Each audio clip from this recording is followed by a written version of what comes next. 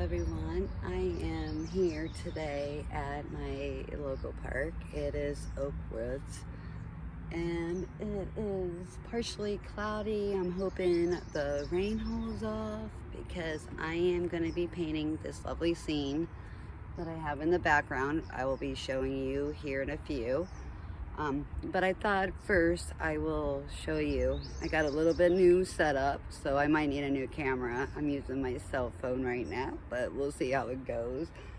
But I'm using my Gurney easel that my boyfriend had made me. I got a bohong paper here. I got my Sarah Burns brushes by Craftimo and my art toolkit palette with Danielle Smith Watercolor. So basically there's a couple magnets here, which is holding my palette.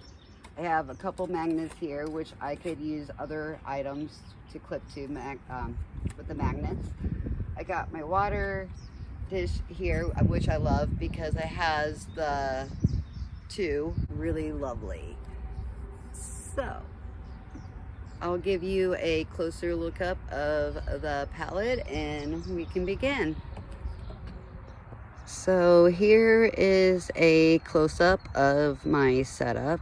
This way if anybody wants to see.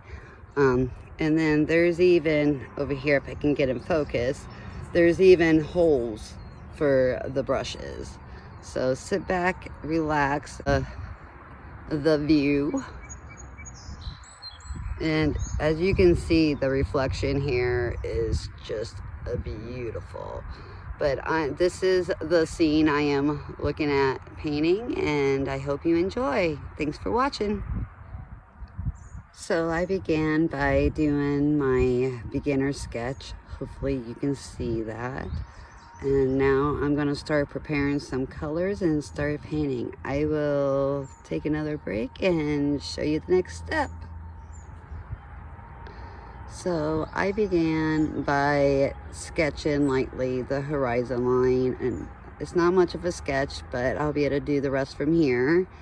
So I will get back with you guys when I'm a little bit further along. So I had to turn it around so you guys could see the sky. So number one tip for skies, if you're painting outside and if you want a soft effect, you want to hurry up and make sure you paint really quick for the sky. It does not have to be perfect, you get the feel. It's really hot and humid and everything's drying really quick, so you have to try to paint fast. So I would have a tip number one. I would definitely have an idea in mind of how you're going to paint the sky. Tip number two for plein air painting. It is a lot better if you can paint in the shade versus the hot sun. The heat is almost excruciating. Not really excruciating, but it's really hot.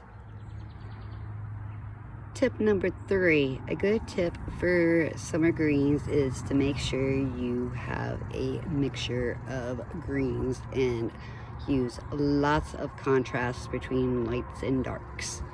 As you can see here, I have a darker tree against the lights. I have a lighter tree against dark. It's very important to have some contrast. Okay, tip number four, when you're putting in little details, I like to make sure you leave the negative space, especially for the lighter colors, which I try to do. And then as you can see here for the weeds, I blocked in a lighter yellow ochre and then I put some darker yellow ochre over top to give the effect and to fill in those areas. Tip number five, when you're putting the reflection in, make sure your top kind of matches the bottom where the reflection is, from color to a little bit of the shape. And to add contrast, make sure you remember lights and darks, and you also make sure to add some interest that the colors of the green are different. So here is the final painting. It is starting to rain. Once again, this was what I had painted. I hope you guys enjoyed the video. Make sure you hit the like and subscribe if you like what you're seeing. And make sure you hit the bell notification so you can be notified. Thanks for watching, everybody. Have a great day and enjoy your 4th of July.